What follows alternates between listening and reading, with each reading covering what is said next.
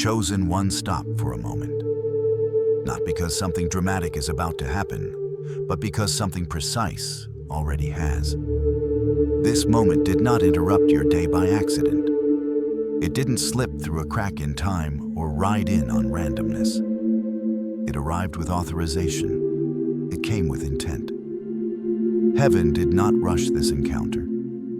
It waited until you were strong enough to hear it without breaking and steady enough to carry it without misusing it. You are here because something has been weighing on you for a long time, and you carried it quietly.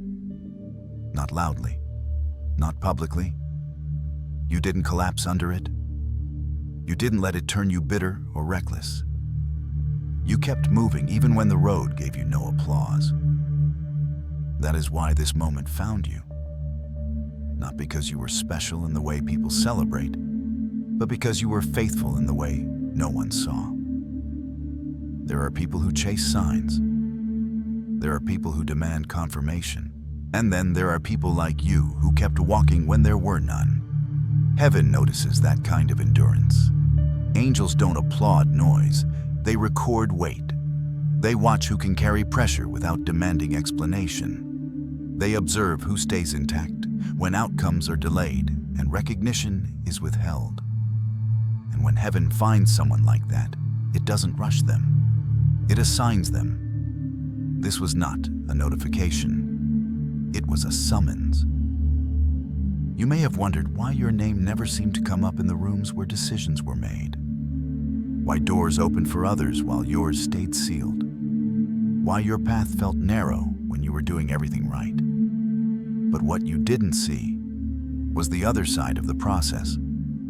Your name was being spoken in places you weren't meant to enter yet. Not for promotion, but for assessment.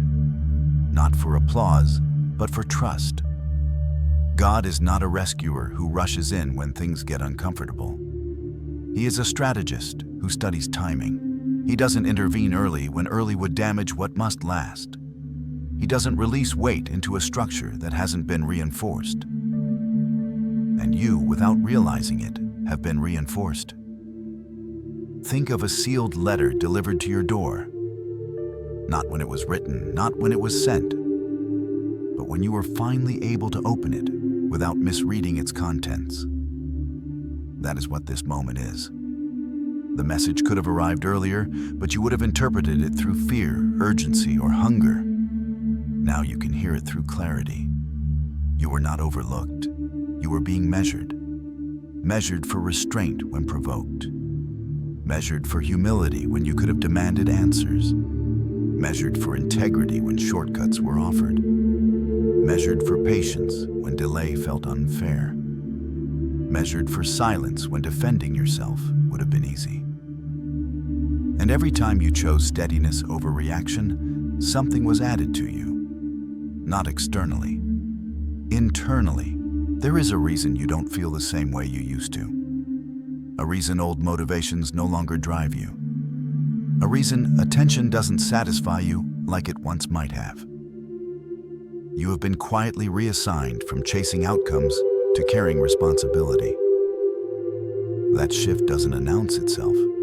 It settles in slowly like weight finding its center. You may have mistaken the silence for absence. It wasn't. It was supervision. Heaven has been closer than you realized, not speaking much, not intervening loudly, but watching intently. Because when God prepares someone for what carries consequence, He doesn't distract them with constant reassurance. He builds their inner stability. He teaches them to stand without leaning on external validation. He trains them to move without needing permission from the crowd. And that is why you survived seasons that should have broken you. Not because you were lucky, because you were being shaped. This is not about what you are about to receive. It is about why you are trusted to receive anything at all. What is ahead of you requires a frame that can hold weight without cracking under visibility. It requires a spirit that doesn't rush to speak before listening. It requires a heart that can remain clean when access expands. And that kind of readiness cannot be rushed. If you're looking back now and wondering why the road behind you was so long, understand this length was not punishment. It was construction, layer by layer, test by test, season by season. Nothing was wasted. Nothing was random. Every delay tightened something inside you. Every unanswered question strengthened your discernment. Every closed door refined your direction. You are not standing at the edge of chaos. You are standing at the edge of clarity. And clarity doesn't come with fireworks. It comes with calm. It comes with a grounded awareness that something has shifted even if nothing has moved yet. It comes with a quiet confidence that you no longer need to chase what is meant to meet you. This moment is not asking you to get excited. It is asking you to get aligned. Because what comes next does not move at the speed of emotion. It moves at the speed of structure. And the reason the path behind you took so long is because what lies ahead of you must be carried without collapse. You have asked the question quietly more times than you admit. Why did it take so long? Why did the progress feel delayed when you were faithful? Why did others seem to move ahead while you were still circling the same ground? Those questions did not offend heaven. They were expected. But the answer was never punishment. It was installation. What you called delay was not God withholding. It was God preparing. Nothing was paused. Everything was active beneath the surface. While it looked like nothing was happening, something critical was being rebuilt inside you. You were not being stopped. You were being upgraded. There are systems that cannot be rushed. There are structures that must be reinforced before weight is added.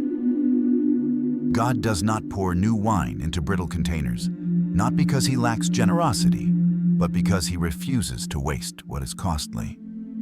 Speed without structure always ends in collapse.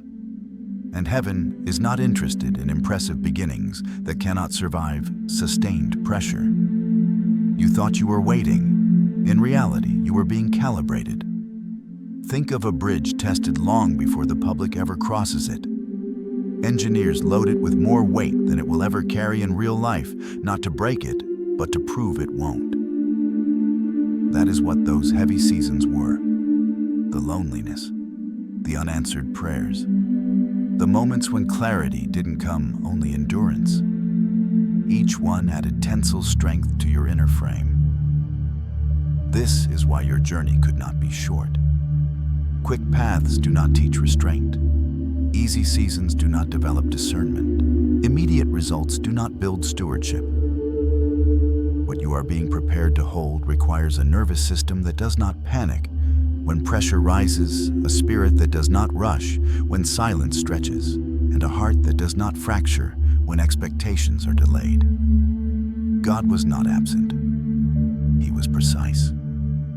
While you were wondering why the door stayed shut, heaven was reinforcing the hinges. While you were asking why the timeline felt unfair, heaven was protecting you from a version of success that would have arrived before you were ready to manage it. Some blessings are dangerous when received too early. Some doors ruin people who walk through them without internal order. You didn't miss anything. You were spared. There were moments you thought you were falling behind. In truth, you were being slowed down on purpose. Alignment always feels like delay when you compare it to speed. But heaven does not measure progress by how fast you arrive. It measures progress by how well you can remain intact once you do. You were being taught how to stand without leaning, how to move without approval, how to trust without proof. Those lessons don't feel spiritual when you're inside them. They feel frustrating. They feel unfair. They feel isolating. But they are the only way to build capacity that does not crack under expansion. This is the part most people never see. They only see the moment things open. They never see the rewiring that happened when no one was watching. They don't see the nights when you chose obedience over escape, the times you held your tongue instead of defending yourself, the seasons you stayed when leaving would have been easier. That restraint was not weakness. It was training. Heaven was installing something deeper than momentum. It was installing stability. Scripture says, "I will repay you for the years the locusts have eaten," but what many miss is this repayment follows preparation. God does not return years to people who would waste what comes next. He restores after refinement, not before. He repays when the vessel can handle the overflow without spilling into destruction. That is why the process felt slow. It wasn't slow, it was thorough. You were not running outdated software by accident. Life had forced updates on you that stripped away illusions, exposed patterns, and removed dependencies you didn't know were limiting you. Pain forced you to see clearly. Delay forced you to mature. Silence forced you to listen. You didn't lose time. You gained capacity. This is also why you don't feel the same urgency you once did. Something in you has shifted from hunger to readiness, from chasing to positioning, from desperation to discernment. That didn't happen overnight. It was built layer by layer through seasons you thought were empty. They weren't empty. They were foundational. God does not prepare people in public. He prepares them in private, where motives are revealed and character is tested without applause. When everything external is quiet, whatever is unstable inside you becomes loud. That is where the real work happens. And you stayed. You didn't numb yourself. You didn't abandon the process. You let the work be done. That is why this moment feels different. You are not asking for escape anymore. You are asking for alignment. You are not begging for change. You are ready for responsibility. The waiting did not weaken you. It organized you. And here is the truth that brings everything into focus. Heaven does not restore things to how they were. It returns things transformed. When God gives back, He gives back with weight, with consequence, with reach. What comes next will not simply comfort you. It will require you. That is why installation came before release. That is why silence came before clarity. That is why delay came before movement. Because what is being prepared for you cannot rest on who you used to be. It requires who you have become. What heaven is preparing to return to you is not a reward for surviving. It is not compensation for pain. It is not a prize handed out because you endured long enough. What is coming back carries weight, and weight always comes with responsibility. This is where many misunderstand the nature of divine repayment. They imagine restoration as a rewind, a return to what was lost, a soft landing after a hard fall. But heaven does not restore backward. It restores forward. It does not give back what you had. It entrusts you with what you can now carry. Repayment in the divine economy is never sentimental. It is judicial. It is intentional. It is precise. God keeps record not to hold you hostage to the past, but to determine what can safely be placed into your hands now. What was taken from you created a debt. What you endured added interest. But what returns will arrive with purpose attached. Think of compound interest. Time does not just add, it multiplies. Every season you held on without collapsing increased the value of what was being prepared. Every additional stretch of endurance did not delay the outcome. It expanded it. The enemy assumed the pressure would destroy you. Heaven allowed the pressure because it would qualify you. This is why repayment does not come lightly. It does not arrive as comfort. It arrives as assignment.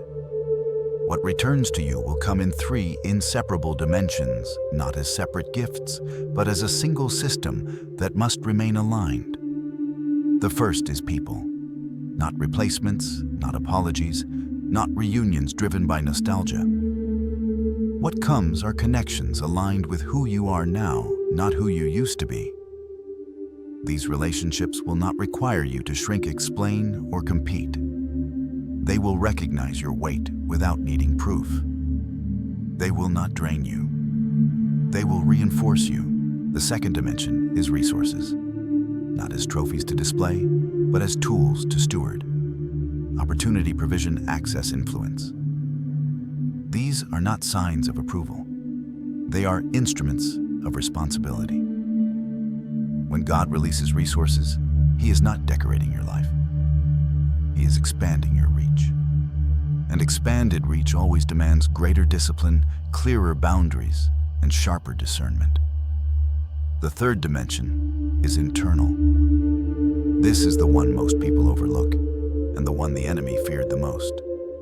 Emotional and spiritual repayment. The restoration of peace. The return of joy without anxiety. Confidence without arrogance. Strength without striving. God does not heal your circumstances while leaving your soul fractured. He restores from the inside out, because anything built on unresolved damage will eventually collapse. Scripture says He restores my soul not because the soul is poetic, but because the soul is foundational. Without inner restoration, outer increase becomes unbearable. Without healing, elevation becomes exposure. Without clarity, abundance becomes chaos. That is why the deepest repayment is not visible. It is felt. This is also why the return is heavier than the loss. What is coming back to you will require more wisdom than what was taken ever demanded. Job received double, not so he could relive what he lost, but because he had become capable of stewarding more without losing himself. Ruth gained more than a husband. She inherited lineage. David did not return to Saul's house. He received a kingdom. Divine repayment never restores you to the same level of responsibility. It elevates you into a greater one. And this is where the clarity sharpens. What returns will not simply bless you. It will require you to show up differently, to think differently, to decide differently, to move with restraint instead of impulse, to lead without noise, to carry influence without becoming consumed by it. This is why heaven waited. If repayment had arrived earlier, it would have crushed you. Not because you were weak, but because you were unprepared. Weight placed on an undeveloped frame destroys the frame. God refused to do that to you. Delay was mercy. Refinement was protection. Silence was strategy. Now understand this clearly. What the enemy stole from you did not disappear. It was documented. Every season of endurance was recorded, every sacrifice added to the ledger. And now heaven is settling accounts. But God does not settle accounts the way humans do. He does not aim to break even. He multiplies. He does not restore comfort. He restores capacity. This is why you are no longer desperate for outcomes. You are prepared for responsibility. This is why you are no longer asking to escape pressure. You are ready to manage influence. This is why what returns will not simply make your life easier. It will make your life larger. And a larger life requires a larger soul. You are not stepping into relief. You are stepping into trust. You are not receiving something back. You are being entrusted with something forward. And that is why everything you walked through was necessary. Because heaven does not repay who you were. It repays who you have become. This is why not everyone who walked with you can walk into what opens next. It is not because you became better than them. It is because you became different. And difference always creates distance before it creates direction. You may have grieved the exits, the conversations that faded, the support that thinned, the familiarity that quietly disappeared. At the time, it felt like loss, like punishment, like being misunderstood. But what was actually happening was separation. And separation is not rejection when it is initiated by heaven. It is protection. God does not elevate people in crowds. He elevates them in clarity. Before increase comes insulation. Before visibility comes privacy. Before authority comes isolation. Not to harm you, but to preserve what is being built inside you from contamination. Not everyone who knows your history is qualified to handle your future. There are people who loved the version of you that was accessible, agreeable, and manageable. They could walk with you when your capacity was small and your influence limited. But growth changes gravity. As your internal weight increased, alignment was required. Some relationships could not survive the shift, not because of betrayal, but because of incompatibility. This is where maturity is tested, because it would be easy to interpret every exit as injustice, easy to cling to old bonds out of loyalty, easy to reopen doors out of guilt. But healing does not require re-entry, and forgiveness does not equal access. God is not asking you to harden your heart. He is asking you to guard it. Think of a tree before fruiting season. The branches are pruned not because they are dead, but because they are drawing energy away from what must grow. Cutting looks violent when you don't understand the outcome. But pruning is precision, not cruelty. Every unnecessary attachment removed was making room for sustainable fruit. This is also why your solitude felt intense. God was not isolating you to punish you. He was insulating you to strengthen you. In the quiet, your identity could be recalibrated without interference, without opinions, without the pressure to perform, without the temptation to explain yourself. You were learning to hear instruction without distraction. Scripture is filled with this pattern. Moses was hidden before leading a nation. Esther was secluded before stepping into influence. David was overlooked before being entrusted with authority. Heaven does not prepare leaders in public arenas. It prepares them in concealed places where character is refined without applause. And something subtle but powerful happened to you there. You stopped needing witnesses. You stopped needing validation. You stopped negotiating your worth. You learned how to stand in your calling without requiring agreement. That shift is not loud, but it is irreversible. This is why some people will not recognize you when they see you again. Not because your face changed, but because your center did. You no longer orbit around their expectations. You no longer shrink to maintain peace. You no longer explain what God is doing in you to people who cannot carry the language of responsibility. God is not removing people to isolate you permanently. He is curating your environment so that what is entrusted to you does not leak through weak boundaries. Angels do not only guard entrances, they guard exits. They close doors you would have reopened out of emotion. They enforce separation when your compassion would have compromised your assignment. This season has taught you restraint, how to pause instead of reacting, how to release instead of chasing, how to trust God's hand even when His direction costs you familiarity. That restraint is not passivity. It is authority under control. You are not becoming colder. You are becoming clearer. Clear about who belongs in your next chapter. Clear about what drains your energy. Clear about where your responsibility begins and ends. Clear about when silence is wisdom and distance is obedience. And here is the truth that anchors this shift. Elevation does not always look like addition. Sometimes it looks like subtraction, not because something was wrong with what you had, but because it could not sustain what you are becoming. This is why the ground beneath you feels quieter now. Less noise, fewer voices, more space. That is not emptiness. That is stability. God is strengthening your foundation so that when what has been prepared for you finally moves into view, it does not knock you off balance. You were not abandoned. You were being positioned. And positioning always comes before visibility. Because what is next will require you to stand alone without feeling lonely, to lead without demanding loyalty, and to move forward without dragging the past behind you. This is where the noise fades and the work settles. Not because nothing is happening, but because everything that needed to be built has been completed. You are not standing in anticipation anymore. You are standing in readiness. And readiness does not rush. It rests. There is a difference between waiting and being prepared. Waiting is restless. Preparedness is quiet. Waiting keeps checking the door.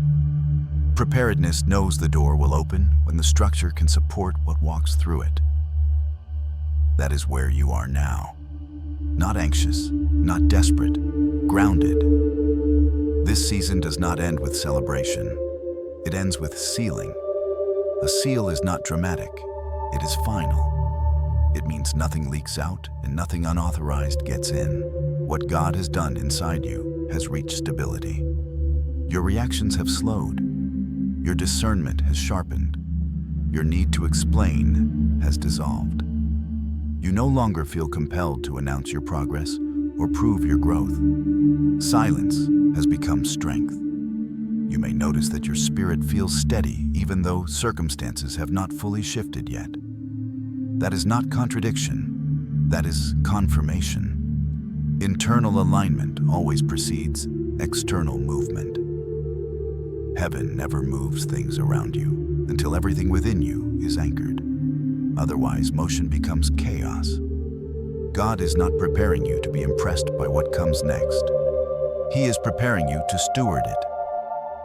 Stewardship requires restraint. It requires humility.